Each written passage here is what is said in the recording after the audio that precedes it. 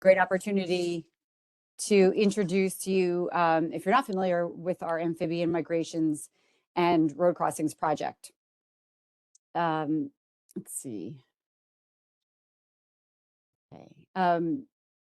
Yeah, so the reason why is because the Amphibian Migrations and Road Crossings Project focuses on a group of frogs and salamanders that rely on vernal pool habitat for breeding. And on this snowy day and in this very cold winter, we were having most pools are frozen in the Hudson Valley, like the one on the photo on my slide. But it won't be long before these amphibians will leave their overwintering sites in the forest and migrate in large numbers to vernal pools. And these are known as explosive migrations because many individuals all move in the same concentrated time frame. And so that explains the amphibian migrations part of the project. The other aspect is the road crossing piece. And that is because roads, as you know, if you live in the Hudson Valley, bisect and fragment many of our natural areas that contain forests and vernal pool habitats. And so as a result, many of these migrating amphibians need to move across roads as they go toward their breeding pools. And then later when they leave the breeding pools and go back to the forest. So road mortality is one of the significant threats facing amphibians everywhere. But through projects like AMNRC, there are opportunities available to reduce that threat. And as a side note, I'll just say that along with habitat fragmentation and road mortality, another big threat for amphibians and other wildlife is loss of habitat. And so I'm excited that we'll be hearing from Krista today about how vernal pools are now being added to New York's wetland protection efforts. So next slide, Christine. So the AMNRC project is a volunteer project, and it occurs in late winter and early spring. Typically, we used to say March and April, but we've seen February starts now as well, like last year.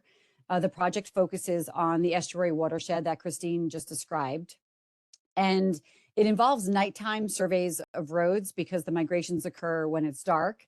It's also rainy, and it's after the ground has thawed, typically when evening temperatures remain above 40 degrees.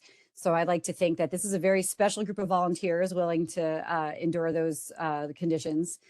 And the project aims to reduce amphibian mortality because volunteers carefully move the amphibians in the direction they're going. Volunteers also document the migration, so they keep track of the species that are observed, how many individuals are alive or dead, the traffic, weather conditions, and so forth. And ultimately, in addition to immediately addressing mortality, in the long run, the project can increase our understanding.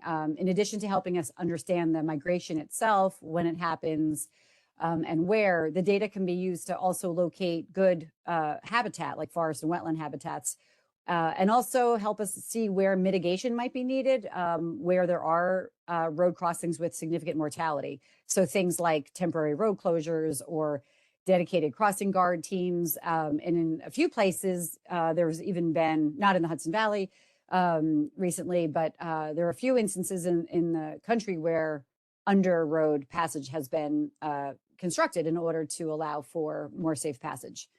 We're also currently exploring how volunteer data can be integrated into the conservation planning and prioritization work that Christine just described that our team does. Next slide, please.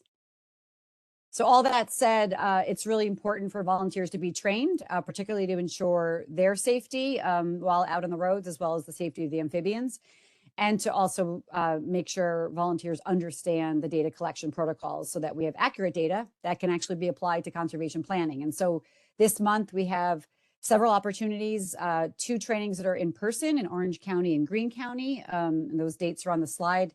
And we have a virtual training later in the month. And if you're wondering why go to an in-person training when there's a virtual training available, I'll just say, look at those smiling participants who were at a in-person training in Rensselaer County a couple of years ago. So we try to move the training around to a different location or two every year. And so if we go to the next slide, there's a QR code where you can take a snap of that with your phone, and that will lead you to our events list on our conservation planning website, which also has other opportunities. So I would encourage you to explore that website, as well as you can search for the Amphibian Migrations and Road Crossings Project page on our DEC website. So that's all for now, because I know we have a bigger topic at hand. And Christine, thanks for giving me a little time to talk about this project. Thank you, Laura. So for folks who access the recording, which will miss the introductory slides, I'm just going to say that, yes, this is the webinar, Wetlands of Unusual Importance and New York's new freshwater wetlands regulations. And we're just getting into more of the presentation part. So Krista Spohr will be presenting shortly. I'm going to begin with a brief introduction and overview of freshwater wetlands in the Hudson River estuary watershed. And just really touch briefly on the benefits of wetlands generally for our communities. Kind of to set the stage for Krista's talk, which will get really into the details of the new regulations and criteria and all of that. So in this portion, we're spending time looking at and thinking about, wetlands out in our landscape, the nature of wetlands and their benefits. Wetlands is a very broad term. It encompasses many different kinds of systems.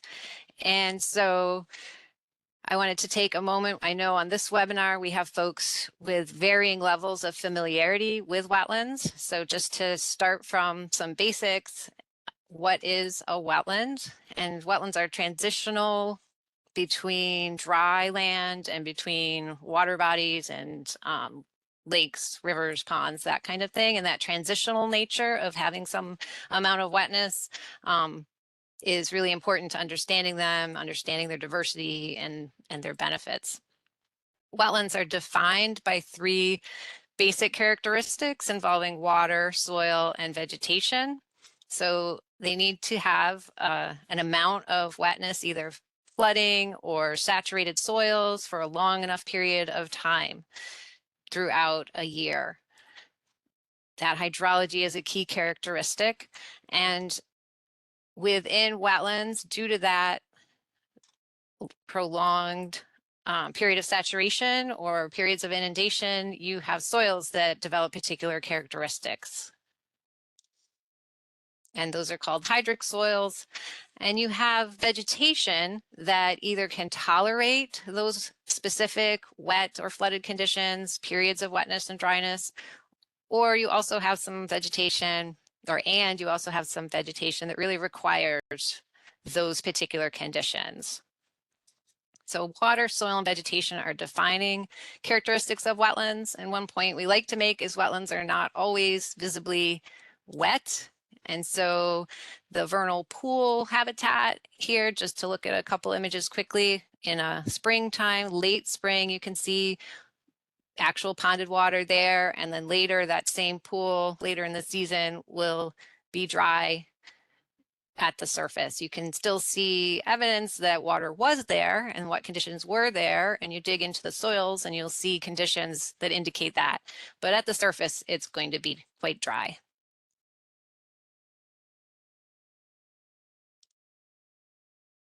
So I want to talk a little bit about benefits of wetlands while we're still thinking about wetlands as a broad category before getting into different types of wetlands in the Hudson estuary watershed. And wetlands, I call this wetlands at work because there's a lot of things going on in wetlands that make this possible, that lead to cleaner water exiting a wetland than entering a wetland typically. So this diagram just is to illustrate some of what's going on in a wetland. You have water that enters. That water is going to spend some time in the wetland, have a chance to interact with the soils, have a chance to interact with the plants, and bacteria break down contaminants through that. You have filtration, you have the opportunity for sediments to sink to the bottom, and then all of that means water exiting the wetland is going to be cleaner. So wetlands support water quality in our area.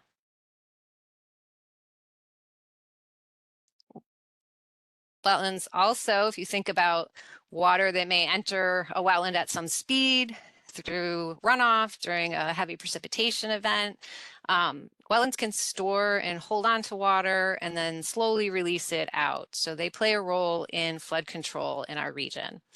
And because we are experiencing, and we know in the future we will experience, more frequent, heavier precipitation events through climate change, we know that this benefit is going to grow in importance in our communities. And for communities who are striving to enhance their resiliency to climate change, being attentive to wetlands, and this particular benefit is really important. So many communities are starting to look at, if they haven't already, their own wetland protections as well to enhance their climate resiliency in particular.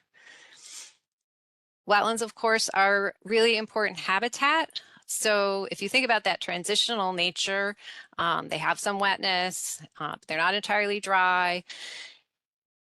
That can point to or sort of underpins the fact that wetlands often have really high species diversity, because you're going to get species that like both those sets of conditions in wetlands to some extent. They support a whole variety of common species. Wetlands also are critical habitat for a high percentage of threatened and endangered species. So at the national level, thinking about threatened and endangered species on the federal lists, more than a third actually require wetlands. They're a critical habitat for them. And then half of the species on our endangered and threatened lists will use and spend some time in wetlands. So they're really important for supporting those species that are imperiled. And these pictures are just some of the species, either threatened, endangered, or special concern in our region that either spend some time in wetlands or really require wetlands. So for example, the red-shouldered hawk tends to nest in areas that are close to water, including swamps. So areas with extensive forests and swamp for them are going to be really important for that species to thrive and persist in our region. And I could tell little stories about other examples on this slide, but in the interest of time, I'm going to move on. So now we're going to turn to wetland diversity in the Hudson River Estuary watershed. And because thinking back to the beginning, we are in an estuary, which means we have tidal influence along the Hudson River in this region, and we have some tidal influence even extending into some of the creeks, the mouths of creeks and tributaries that flow into the Hudson. We have a whole diversity of tidal wetlands. Some of these more south in the river are in areas where the water is a mix of salt and fresh, so they're brackish. So we're kind of focusing here on freshwater wetlands today. And thinking about statewide, that tidal influence and these freshwater wetlands, we really don't find those in other parts of the state. So these are really special habitats to our region and special wetland types. So we have freshwater wetland swamps, which are dominated by woody vegetation. These tend to be a little bit, higher up from river level. You have freshwater tidal marshes that are dominated by non-woody vegetation. They're a bit lower level, lower elevation, getting closer to river and creeks. Getting a little bit lower elevation, you have areas that are totally covered by the tides. These mudflat areas will be covered by water with the tidal fluctuation. Some of the mudflat areas have a lot less vegetation than is shown in this picture. And then getting into the river and into creeks, you have areas of submerged aquatic vegetation, so vegetation that's rooted to the channel bottom and then flowing here. If you focus on this area of the picture, kind of submerged under the water there. Moving away from our shoreline communities into other parts of the watershed, we have a whole diversity of non-tidal wetlands as well.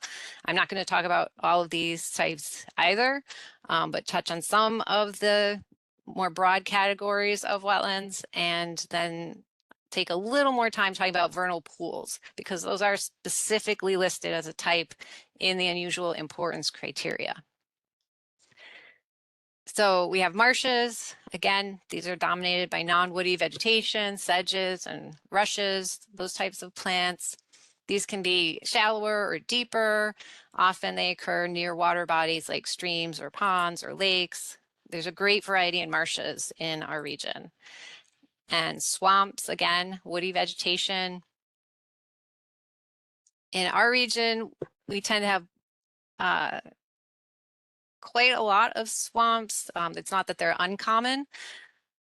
However, conifer swamps are really uncommon in our region, and it's kind of important to recognize that. There's diversity amongst these swamps, and some types are more common than others.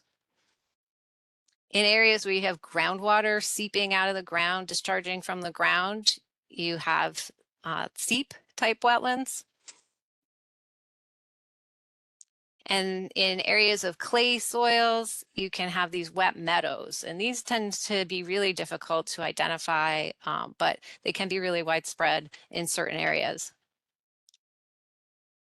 And then I'm going to take a little more time on this specific wetland type, vernal or intermittent woodland pools, because amongst the unusual importance criteria, these are specifically listed. Other criteria you will hear about talk about wetlands in certain areas that are now going to be regulated, but this one in particular is just straight listed, productive vernal pools. So they're also very particular and they have their own defining characteristics.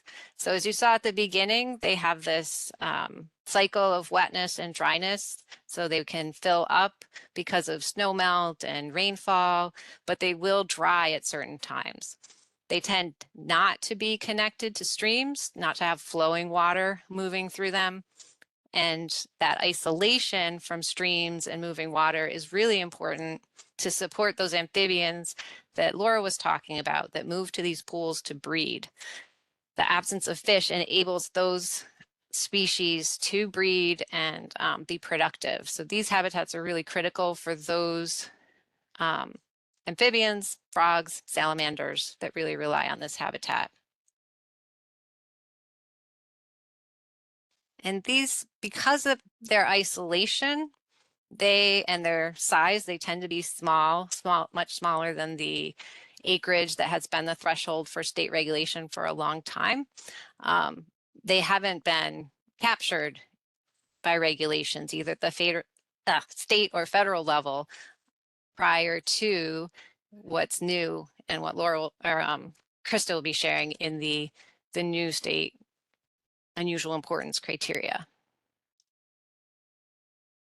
So before turning it over to Krista, because I've really just skimmed the surface here in talking about wetland types in the Hudson Valley, I wanted to just point to some sources of information that you can consult and learn more. We have the Hudson River Estuary Wildlife and Habitat Conservation Framework report, which is really useful in giving a regional context for thinking about the importance of wetlands, and also briefly describes the diversity of wetlands, specific wetland types that are found in our region. It also talks about how common or uncommon they are, and where you may be more likely to find them, where they've been documented. The New York Natural Heritage Program offers conservation guides that describe particular types of habitats, including wetlands. And a tip is, if you go in to search their conservation guides, to search the specific type of wetland you're looking for, like bog, because if you put in wetland, it's not going to turn up anything. They're more detailed in how they think about and list their wetlands. But you can search tidal and you'll come up with a whole list of different types of tidal wetlands and links to conservation guides for those. Habitat fact sheets in our region, Hudsonia, has published a series of habitat fact sheets describing typical plants and species that may be found in these wetlands and other habitats, so that's a great resource. You may have local sources of information, either habitat mapping that's been done, natural resource inventories, watershed plans often will pull in and describe wetlands. So you want to consult and see if you have those in your area. And then turning to mapped resources, Krista will talk about the new informational maps from DEC, and I just want to make the point that you're always going to be well served to consult multiple sources of information when you're trying to understand wetlands. So the Hudson Valley Natural Resources Mapper has layers, both under estuary layers and wetlands layers, that you can access and refer to and use in addition to what Krista will be talking about that's now available. And I think with that, I wanted to just wrap up, stepping back from thinking about individual types of wetlands to think about the bigger picture. And I'm using this water cycle kind of watershed image to help us kind of zoom out and think about the big picture of wetlands. So we know that over time, New York has lost half of the wetlands it had historically through many different kinds of activities and changes in land uses and processes of development in our region and statewide. We also know through a study done some time ago looking at the Hudson Valley and trying to understand of all of the wetlands we have in the Hudson Valley, what percentage of them are smaller than 12.4 acres, which has been that threshold for state regulation for so long. And we know that we had more than half of the wetlands in our valley of sizes that are below that threshold. So recognizing that smaller wetlands and even thinking about the interaction in the federal level regulations that isolated wetlands, that together smaller and isolated wetlands tend to have had the least protection at the state and federal level. These wetland changes with the new criteria for protecting wetlands of any size, if they meet some criteria for unusual importance, that's really significant for our region. It's significant for our state. So I want to take a moment and just kind of think about that big picture before turning it over to Krista, who's going to get into the details of the new freshwater wetland regulations. And Krista Spoor is Outreach Coordinator for Freshwater Wetlands for the Division of Fish and Wildlife in the Bureau of Ecosystem Health. So Krista, I'm going to invite you to share your slides. I'll stop sharing mine. Let's do some sharing. Oh, wrong share. Did that not? Here we go. And I don't think I've mentioned, we have a full hour from right now. So we are hopeful to get to a bunch of questions following Krista's talk. We have built in some time for that. So please do make use of the Q&A function to share your questions with us. Okay, thank you. Thanks for that awesome introduction to wetlands. So then that makes this even better to understand why DEC is doing all this and why we are increasing our jurisdiction over wetlands. So today we'll be talking, never works, can never use my arrow keys. So today we'll be talking about the Freshwater Wetland Statute, the final regulations, the implementation, and general permits. A bunch of drafted general permits came out yesterday. So first of all, the statutory provisions. So the Freshwater Wetlands Act, that's Article 24, jurisdiction is no longer tied to maps. We regulate wetlands and an adjacent area. That adjacent area is a 100-foot buffer zone. But there's also an extended adjacent area for nutrient poor wetlands and for vernal pools or woodland pools. So we regulate larger wetlands, anything that's greater than 12.4 acres. And in 2028, that threshold drops down to 7.4 acres and above, we will regulate. And like Christine said, this gives us a chance, these new regulations give us a chance to regulate smaller wetlands, and that is underneath unusual importance criteria. So the wetland classification, we classify wetlands 1 through 4.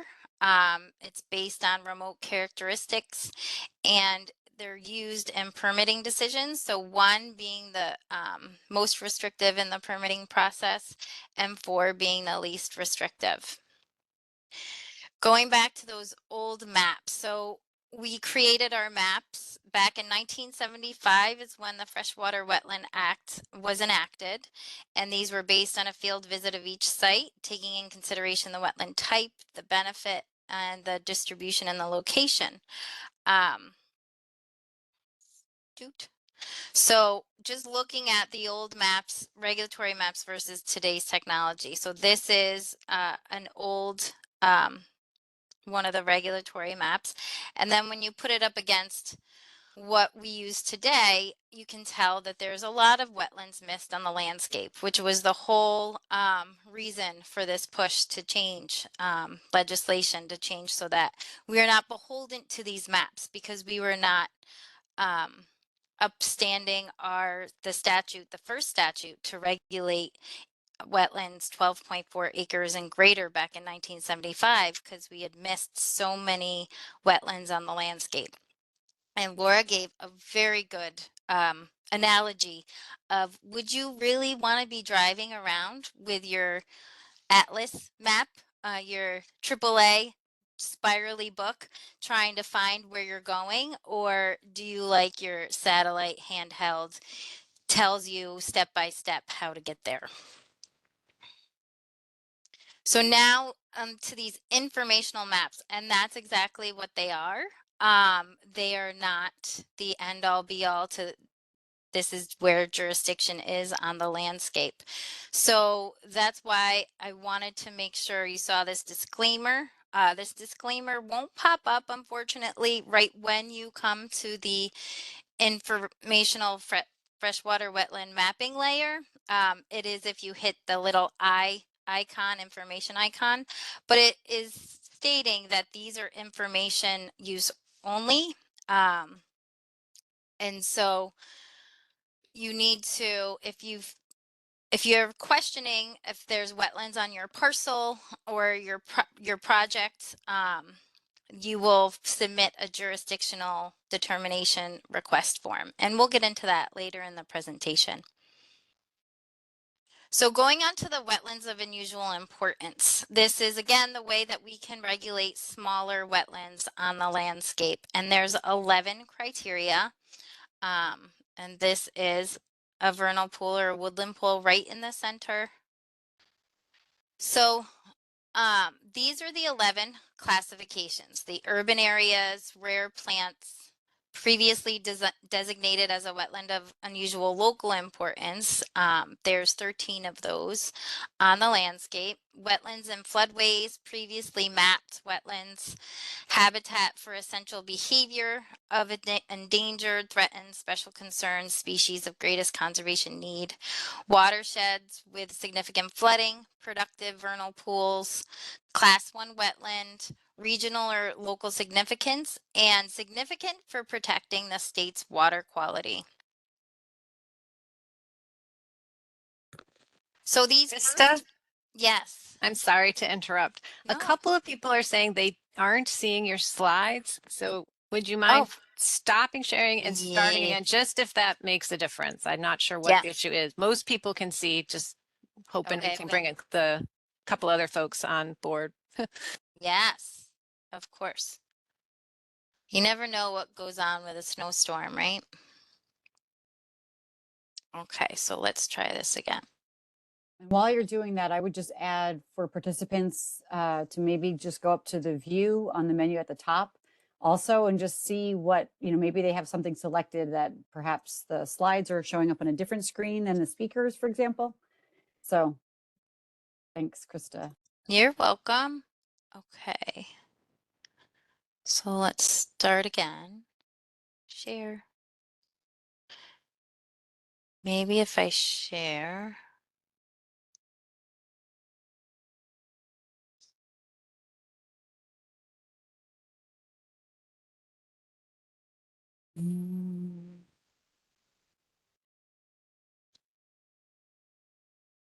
Hopefully, fingers crossed. I can see them. So please continue. Okay. I'll try to check in with folks and see if Okay. that resolved it for them. Great. Thank you. You're welcome. So about 5.5 of these, they were so explicit in the statute, we did not have to define them any further. That's these 5.5. But then the rest we had to do a lot of thinking about, and that's why we did 2 rounds of public comment, so then we could best take in everybody's thoughts on how the direction we were going, and make sure that we were balancing, the economic growth and the environment and both sides of the spectrum. So moving to that first one to explain, so urban areas, how this one is very cut and dry. It's the US Census Bureau's urban area layer. And so they made a shapefile on exactly where those urban areas are. We're figuring out what's the best way to make this information available on the resource mapper or GIS clearinghouse, rather than having people to have to go to the US Census Bureau themselves. Still figuring that out, but yet to come. And then moving on to those 5 that we had to put a lot of thought into. So looking at the watershed with significant flooding. So how we looked at that is is everything okay? I just heard you breathe, Christine. So I was like, oh no. Oh, It I'm was- sorry. I'll mute. No, that's okay. I just thought maybe we couldn't see my slides. So we looked at HUC 12s, and HUC 12s is the hydrological unit code that it's kind of counterintuitive. HUC 12s are the smallest actual areas on the landscape. So we looked at HUC 12 watersheds with all of the following. They had to have an impervious surface greater than 2%. Water storage area less than 5%, and within 4 kilometers of an urban area. So this was our way of looking at runoff, holding water capacity, and human risk. So then to just give you a guide, so these are all the HUC 12s that have that impervious surface factor. These are all the HUC 12s that have the water storage factor. And these are all the HUC 12s with that urban area within 4 kilometers of an urban area. So then when you lay those 3 layers on top of one another, this is all the watersheds with significant flooding in New York State. So then moving to the very exciting topic of productive vernal pools. So, or woodland pools. I need to add that to my slide. So we looked at, so in the statute, it says known to be productive to the state.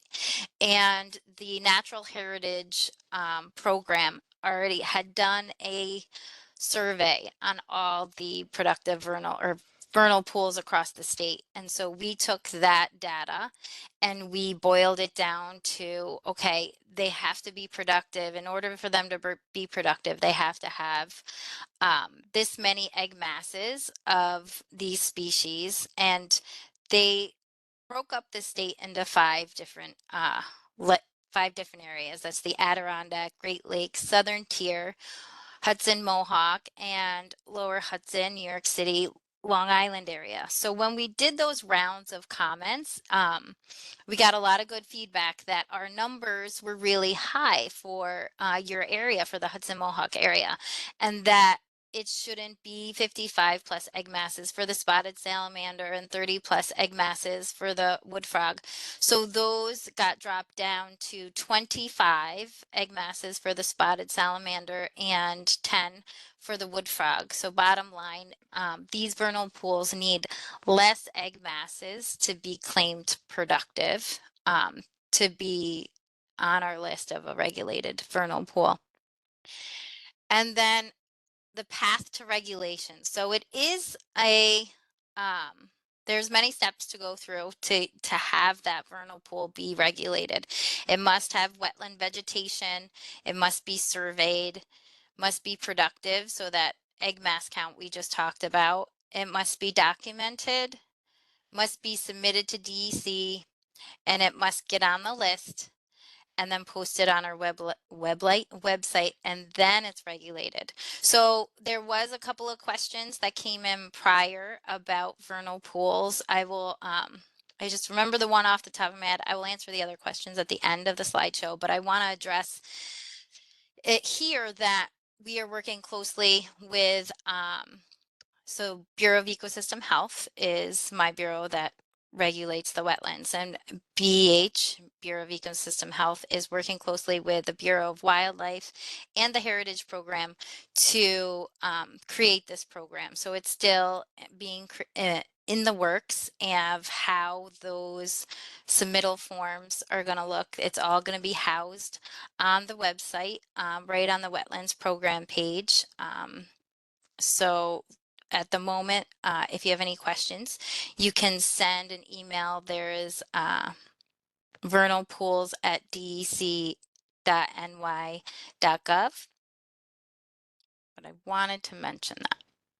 So then, okay, looking at these productive vernal pools and looking at that extending adjacent area, because I did say in the beginning, there is a couple circumstances where we would extend that adjacent area from 100 feet and to distances based on the arrangement. So it's site specific. And so say you have a vernal pool, that little blue dot in the center is the vernal pool, and then the forest is on one side and the farm field's on the other. Well, the salamanders really aren't going to go towards the farm field. So it's not this perfect, beautiful circle, right? We're going to extend the adjacent area to where the animals are going to use that habitat. So like I said, individual analysis, the environmental conditions have to be taken into account. So what this is to show that it's a directional vernal pool buffer. So it's not necessarily that circle in the previous slide. The buffer is going to be, or the adjacent area is going to be extended to where the animals use the habitat. And again, how far out that is going to be is going to be dependent on the site and dependent on what's around it and what the project is, what is being proposed. So looking at something that is important to most people on the call, the regional or local significance, and how we looked at this is if there is a critical environmental area. So in the statute, it's listed under J, the local and regional significance. And this is the standard operating procedures form that can be found if you, that QR code is to our jurisdictional determination webpage. And there is a PDF that is how we come to our jurisdictional determinations.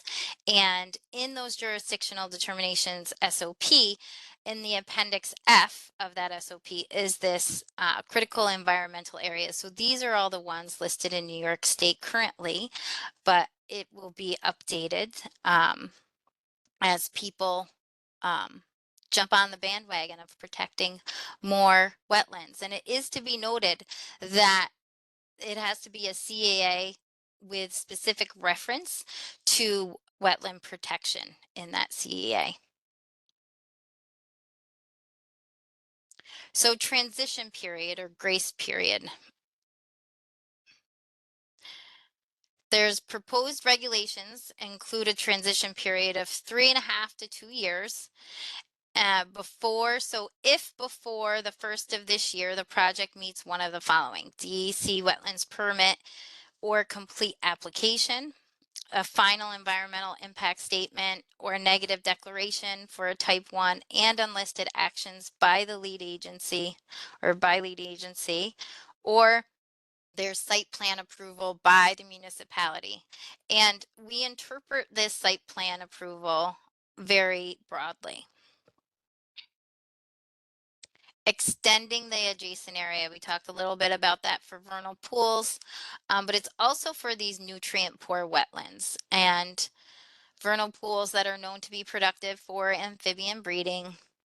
And it's to preserve and protect the wetland, because if it's a nutrient poor wetland, then the littlest amount of nutrients that finds its way into the wetlands, say from agriculture or septic tanks, will extremely affect the ecology of that wetland. So they deserve a bigger buffer. They need to be protected more.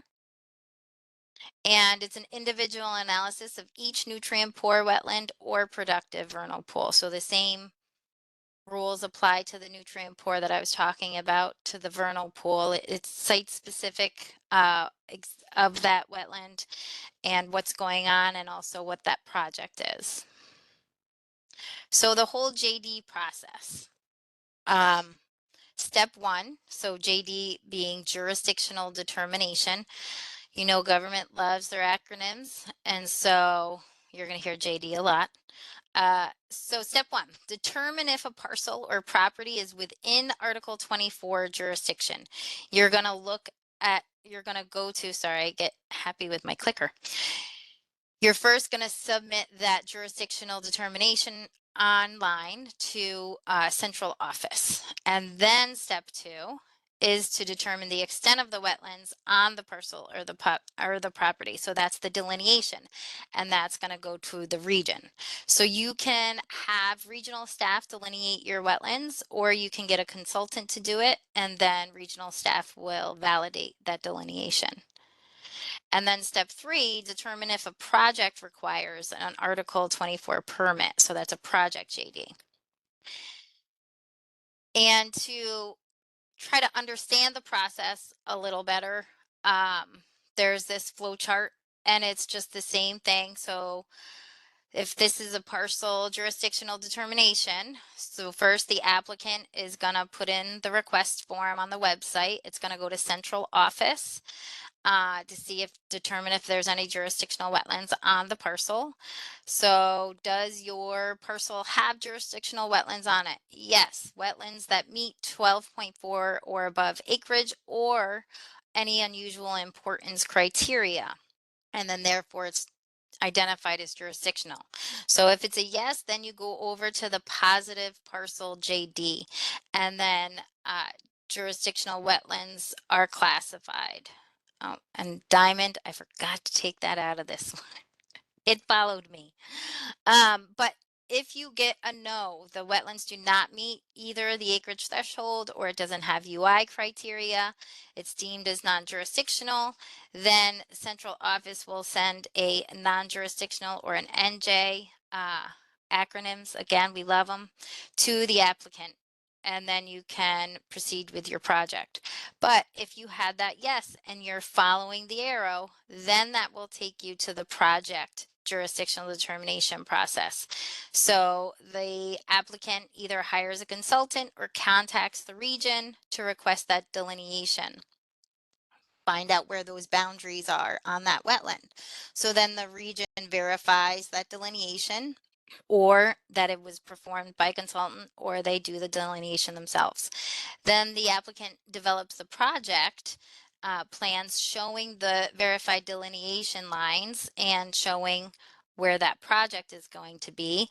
And then regional staff will look at those project plans and decide whether or not your project overlaps with the jurisdictional wetlands or the adjacent area. If it does, then the applicant will go on to work with the Department of Environmental Permits and continue with the BEH staff of the region. If it doesn't, if your project doesn't overlap jurisdictional wetlands or the adjacent area, some municipalities require a NJ, or a non-jurisdictional letter, to move forward with their projects, and some don't. So depending on your municipality, you will either have to get a letter or not. Okay. So moving to the website and how to put in that jurisdictional request form. So when you come on to this QR code, again, it's the same one, same page where the standard operating procedures were. It will bring you to the jurisdictional page, and towards the bottom of the page, you will find this green call out box to apply for a jurisdictional determination. The one thing I will say is allow pop-ups. And it's the same with the environmental resource mapper. Allow pop-ups to come up. And then what you'll need as a landowner, you'll need a parcel ID number, and you'll need your physical address, contact info, whether that's a mailing address or email. We prefer email just because it's faster. And then a private company or an NGO, you're still going to need the parcel ID and the physical address and then contact info. But also, we love shape files. So if you have any extra information, that is also appreciated. So then the form itself is dynamic, and so it changes depending on which answers you give. And so there is a box, how I highlighted here, this request is being sent by or on behalf of. And so depending on what you put in, you'll get different questions.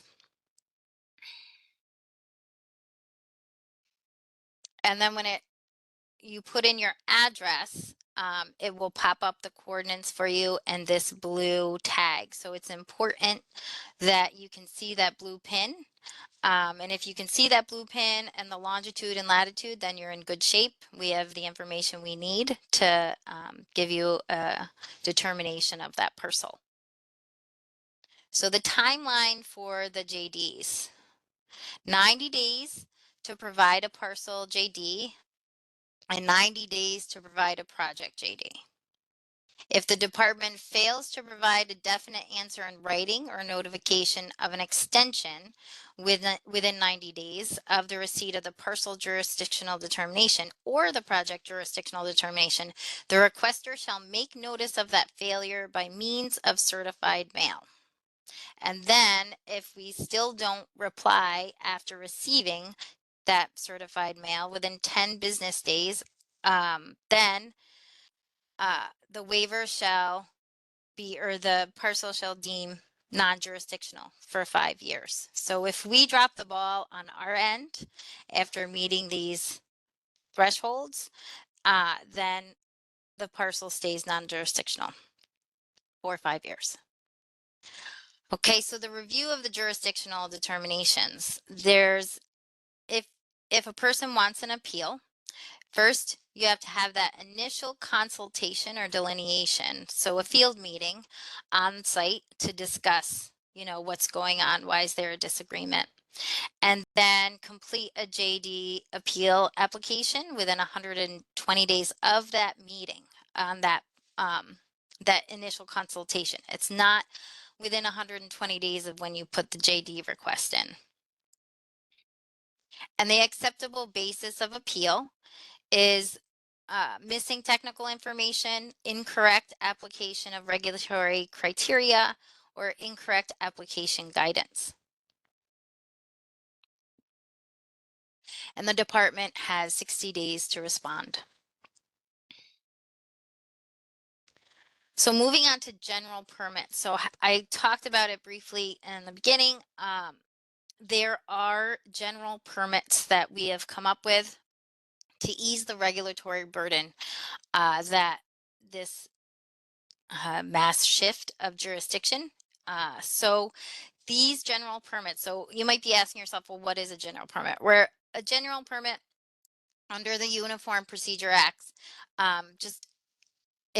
it's permits for activities that have been determined to have limited impact on the environment, and they allow similar types of work, not unique to a particular location. So that's why they can statewide. So we already had one general permit come out. It allowed repair, replacement, or removal of existing structures and facilities in the adjacent area, construction or modification of various residential, commercial, industrial, or public structures, temporary installation of access roads and laydown areas, cutting of trees and vegetation, drilling test wells, routine beach maintenance, and replenishment in areas under DEC jurisdiction. So this one is unofficially being called typical projects. And this was our first one we got out at the end of December. And moving on to the 5 that got released yesterday. So there's the community scale solar energy general permit, electric utility right of maintenance and repair, housing development, lake shorelines, and modification and management of invasive species, natural gas utility right of way maintenance, and modification to the stream crossing for timber harvesting general permit. So all of these permits can be found on the proposed general permits website. And the comment period, since they just went out yesterday, the comment period is open till March 14th.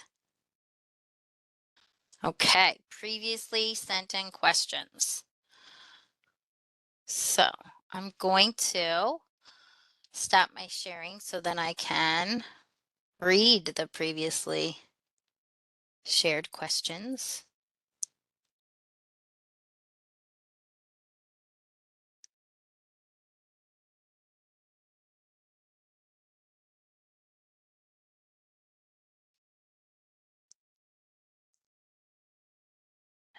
There we go.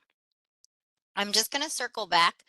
Like I said, there was a couple questions about the vernal pools, and I'm going to answer those first. What procedures and criteria will be used by the DEC to evaluate how much development disturbance, if any, within the regulated 800-foot vernal pool buffer zone might be permitted? So like we talked about, it's not 800 feet anymore. It is site specific, and it's up to the department using discretion of how much adjacent area that particular vernal pool will need. So the disturbance history surrounding listed productive vernal pools will be taken into account on a case-by-case basis as permit issuance standards are considered. So since previously impacted buffer areas may no longer serve as upland habitat for dispersing salamanders, so like I said, like if there's a farmland, then it's not going to, salamanders don't really want to go there. Then proposals within such zones may be permitted. Site specifics are the key. And then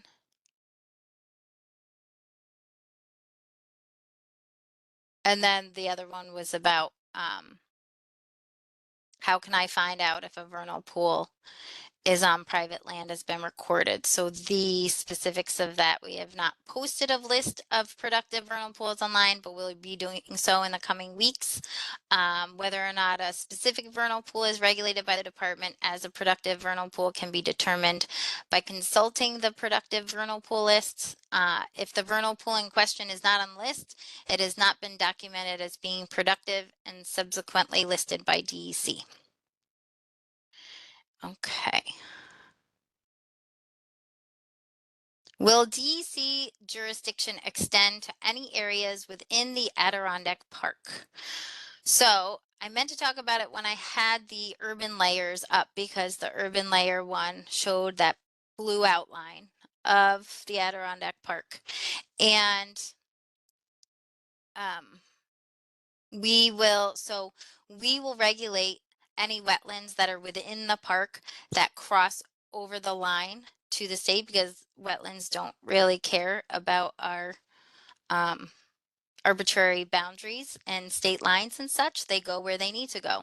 So we will continue regulation on our side of the blue line, and we will also notify the Adirondack Park if there are places that we will go, if there are places that are wetlands on the outside that go into the blue line. But we do not regulate anything that's in the blue line. The Adirondack Park Agency does. Are existing housing element replacements regulated activities? So replacing a septic, water, service line, deck footers, front step, front walk. So this is an in-kind replacement and maintenance, and yes, they still need a permit for some of these non-exempt activities. You can look at Part 663, permit requirements and regulations. Those have not been changed. Only Part 664, jurisdiction and classification regulations have been updated. So replacing a septic system in a jurisdictional freshwater wetland is a non-exempt regulated activity. You can see the general, so that's the general permit, so the typical projects one that came out. You can look on that one on the permits page. So just go in the search bar and put in general freshwater wetlands permit, and that will come up. What procedures and criteria will be used by DEC to evaluate how much development disturbance, if any, within the regulated 100-foot vernal pool buffer zone might be permitted? Okay, so I answered that one already. If development disturbance is proposed within a regulated 800-foot vernal pool buffer, or the mitigations options might be undertaken to permit some level of disturbance. And so we talked about that's all site specific. Can you speak about a bit about the process for projects that are already under development? For instance, what if a project has signed wetland boundary validation map still valid for a few more years? Are the wetlands deemed non-jurisdictional under that map still non-jurisdictional today? Do we need to submit for a parcel or project JD in this case? No, you do not. It is good till the term of that permit that was given to you in the old jurisdictional rules. What happens when the project JD expires if construction is not complete or has not even commenced? What will happen with incomplete projects will depend on how far along they are and whether or not there are changes in the wetland field conditions. Such considerations will be addressed by the regional permitting and program staff according to those site specifics.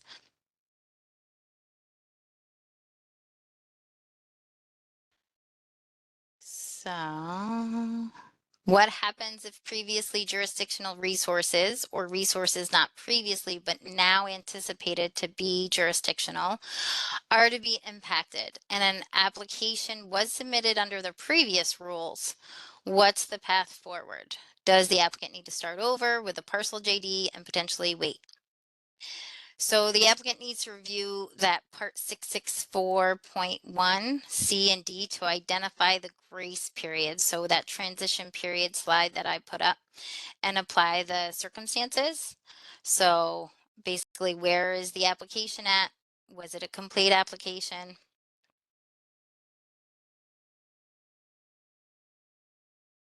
If we are using previous delineation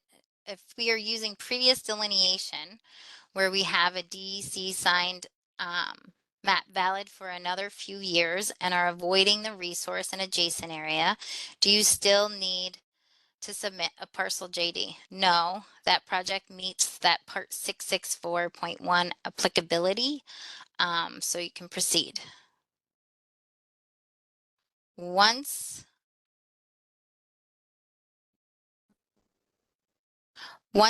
that expires and the project is still not constructed or in construction, do we need to submit a parcel JD? If it's not a construction, then yes. But if it's under construction, again, the same rules apply to above. It depends on the site specific and if the wetland boundaries has changed at all. So that's something for the regional permitting and BH staff.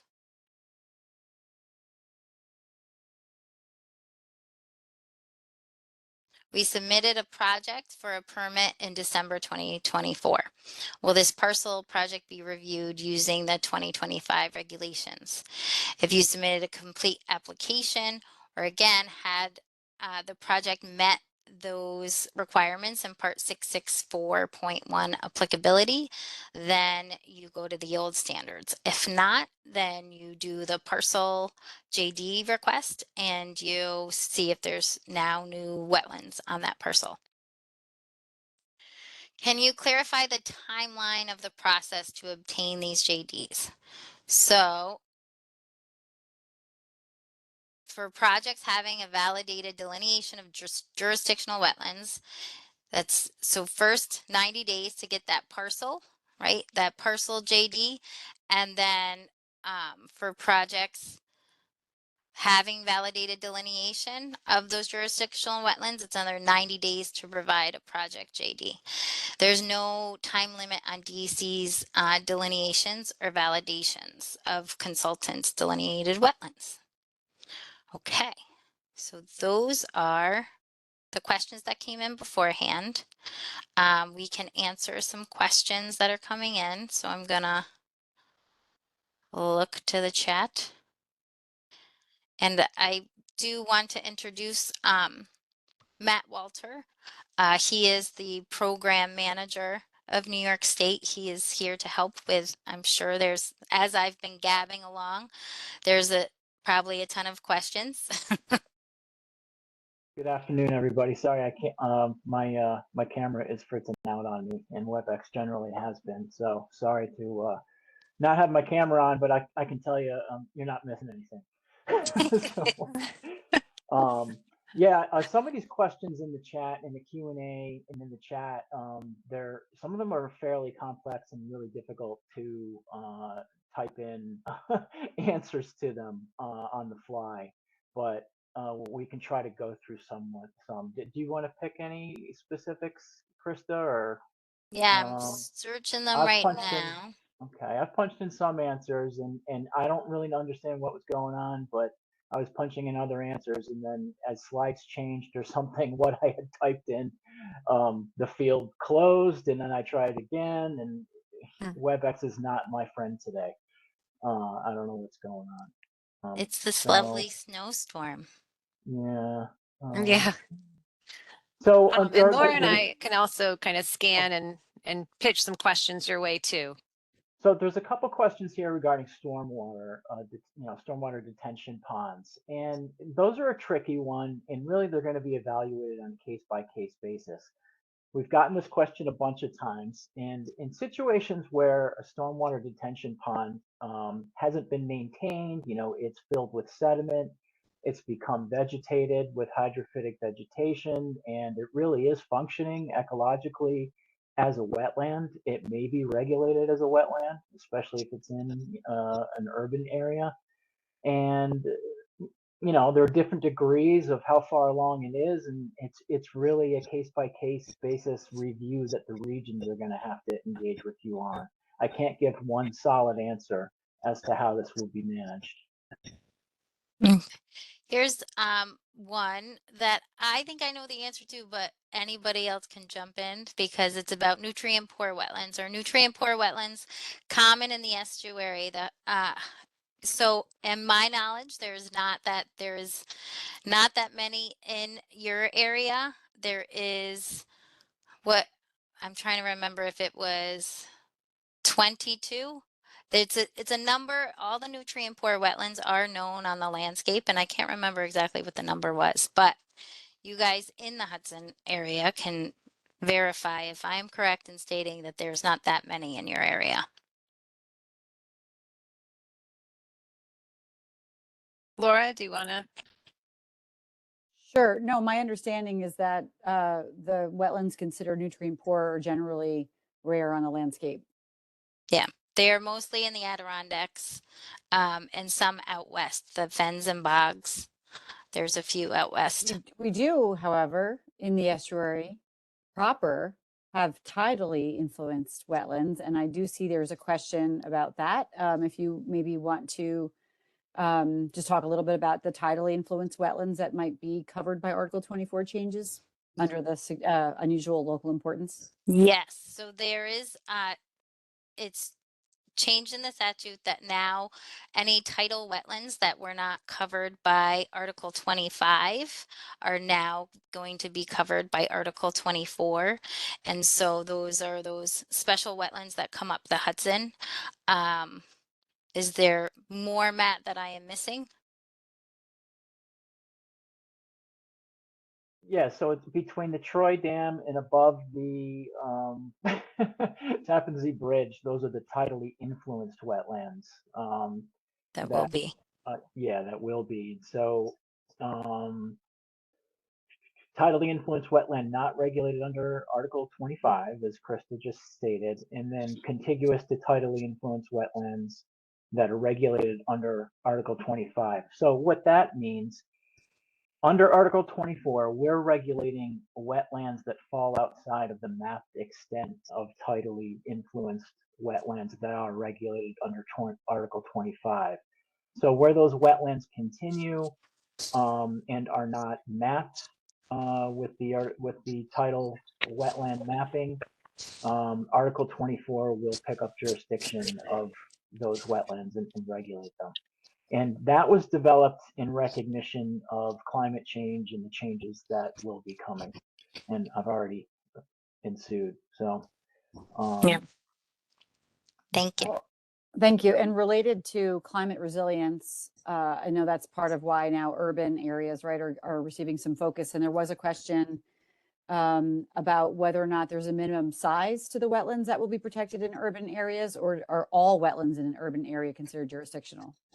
yeah, so really what it hinges upon is our definition for a wetland. We can't arbitrarily assign a lower acreage threshold or size, and it's also not necessarily tied to ecological function. I mean, one of the main functions of wetlands is floodwater buffering capacity, which in urbanized areas with all the development, even an assemblage of small patches of wetland can serve in floodwater buffering. And so this is a difficult one. We haven't sorted out the ins and the outs, but a lot of people have proposed, why don't you just go down to, such and such size on the small scale? And we can't do that because if it is a wetland patch, it has hydrophytic vegetation. Regardless of its size, we can't turn our back on regulating it because right in the statutory language, it states, quote unquote, regardless of size. And so we can't just rule out that statement from the statute and have at it however we see fit. So it's a difficult question. And, there is a ridiculousness factor here and there. Because a lot of our jurisdictional determinations, the initial work is going to be done remotely by my team in central office. There is a question of, what can we see with the imagery that we have and all the other wetland indicators. This whole process with these remote, there's another question that I'm fielding somewhat here. This whole process where we're doing remote jurisdictional determinations, the thing to remember is that it's all data driven, and the objective is to do it as efficiently as possible and as accurately as we can. And GIS is continually developing. We're getting our hands on better and more precise data sets over time. So as outlandish as that may sound to some folks that we're making jurisdictional determinations remotely, I can tell you right now that my team's been doing it quite successfully for over 4 years now.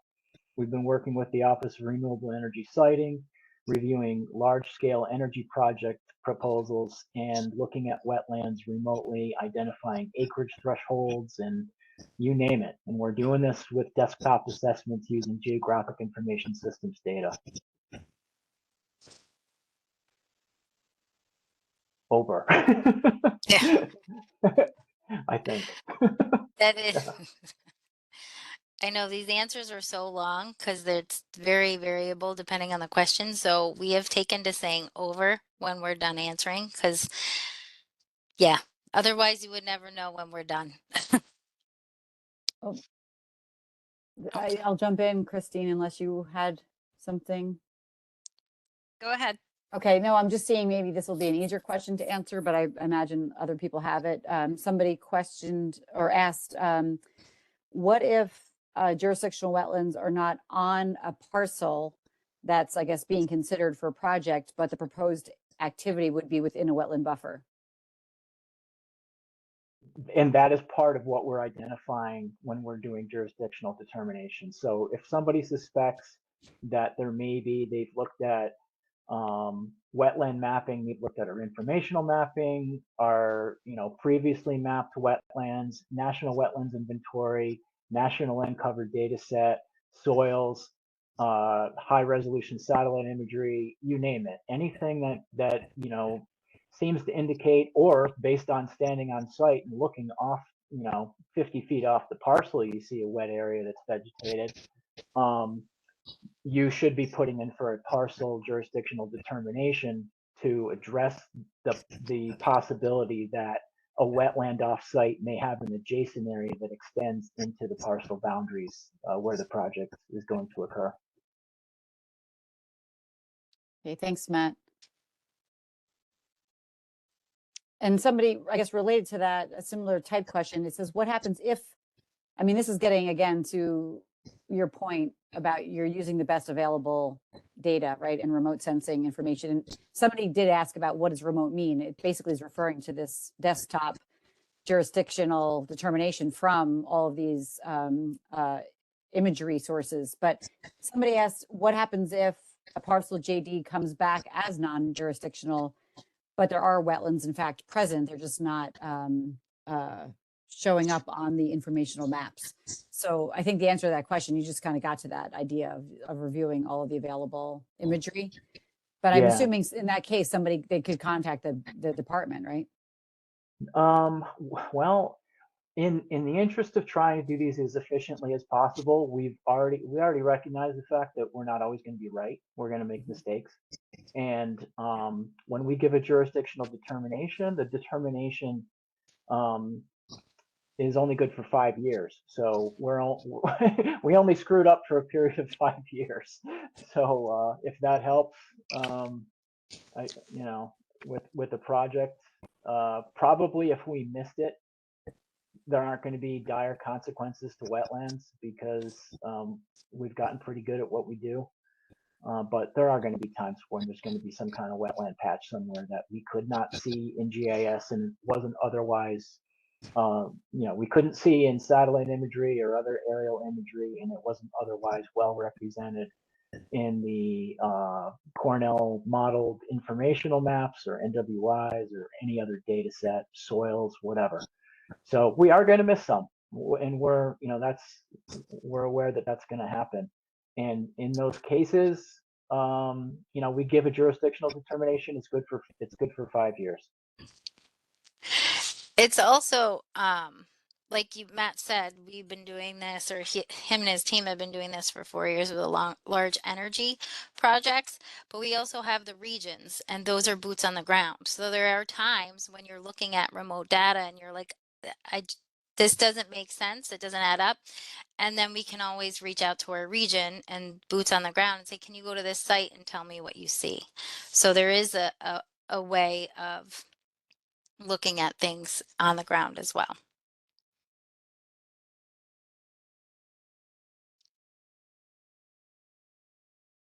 So I see a question asking about this around the transitional period and which types of municipal site plan approval or municipal approvals other than site plan would count.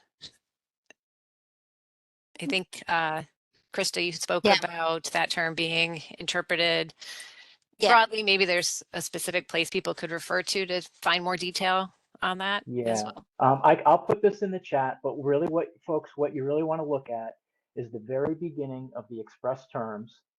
You want to look at part 664.1 applicability, and you want to look at whether or not the scenario in mind is addressed under 664.1C or 664.1D.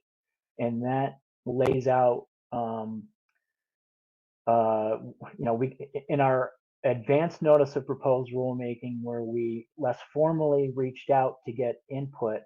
We got a lot of input on the need for us to honor the hard work, capital investment, time, energy, what have you, that people have put into some of the medium scale or large scale projects. And so we worked in what is not a grandfathering clause.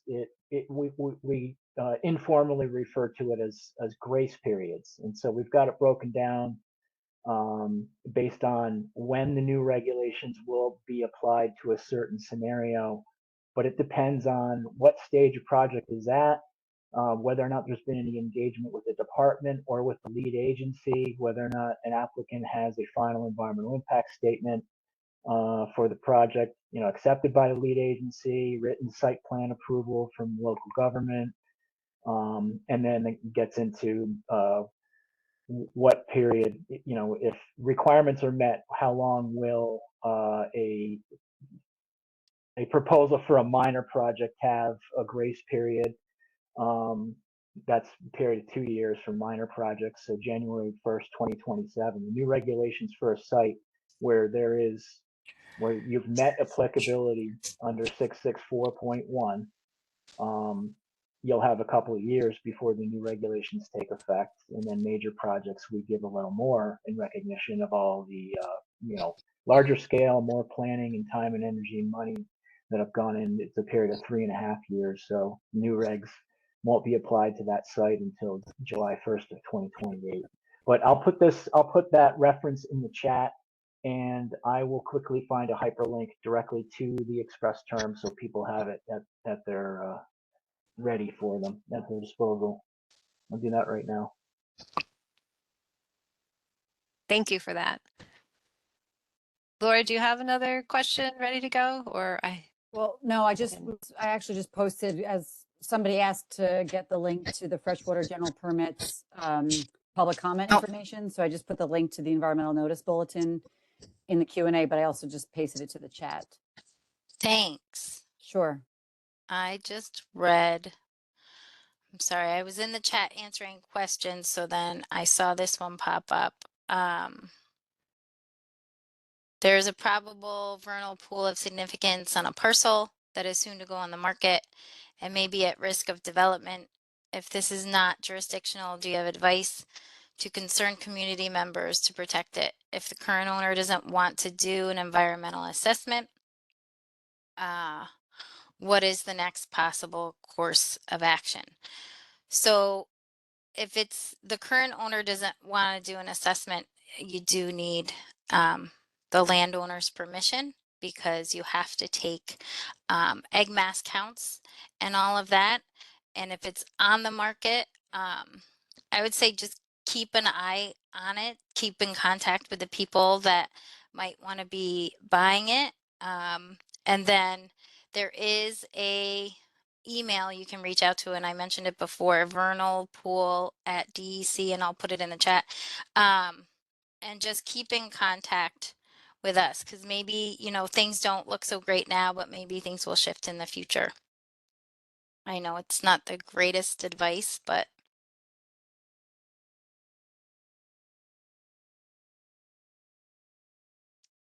I see a question about state and local wetland regulations. So how do the state regulations interact with local wetland regulations? so where those meet is that critical environmental areas, so that local significance. Basically, if you get a critical environmental area stating that the wetlands is in that impact, in that statement, then you have more power behind the state to help you protect those wetlands.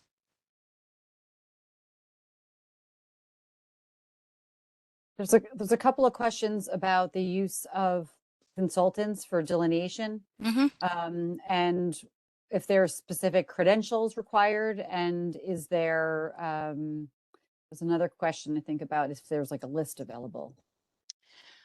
So we Of can't put out qualified a list. yeah, if there's a qualified consultant list. Yeah. We can't put out a list because then it seems like we're backing or I know. Preferential treatment. Yes, there's the word. Mhm. But you reach out to any consultants in your area and they will know, like they will be they will know whether or not they are certified. And that's why again, you can also wait, Matt, I'm stumbling over words, but basically reach out to a consultant and consultants know that they have the certification to do that wetland delineation. Yeah, and just one thing to add is that the other piece is going to be a regional validation. So they have to be pretty good at doing delineations in order for the region to accept what they've done.